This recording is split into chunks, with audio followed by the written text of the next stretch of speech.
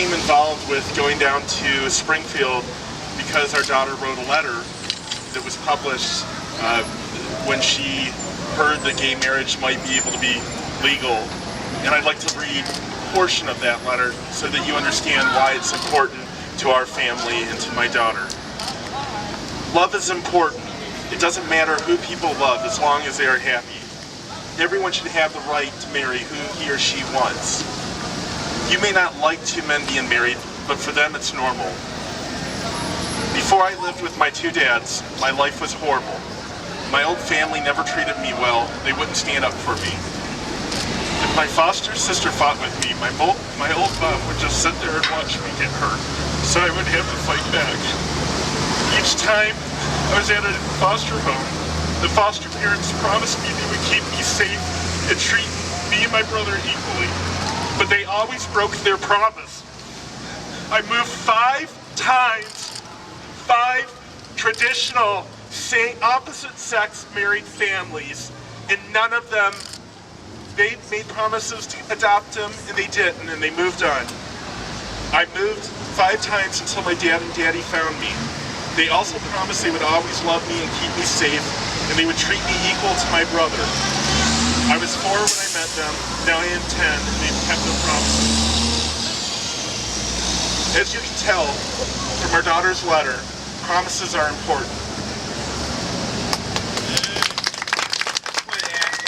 Once we realized the power of Brayden's message, we went down to Springfield back in March. And Brayden, at 10 years old, sat down with 20 house members. And she met face-to-face with those house members. And she shared her story. She shared her hugs. And yes, there were tears as well. We don't need their tears. We need their votes. Yeah. We left Springfield very empowered.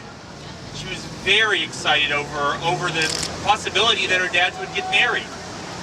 And when we got the message on Thursday that the vote was going to happen any minute, we dropped everything. We packed the car, which is hard to do quickly with a 9 and 10-year-old, and we drove down to Springfield. And we didn't even go to the hotel. We went straight to the Capitol, and we went up to the gallery, and we sat and we waited. And our children sat from 9 a.m. to 7:30 p.m. Quick bathroom breaks, quick snacks in the hall. They didn't want to miss the vote.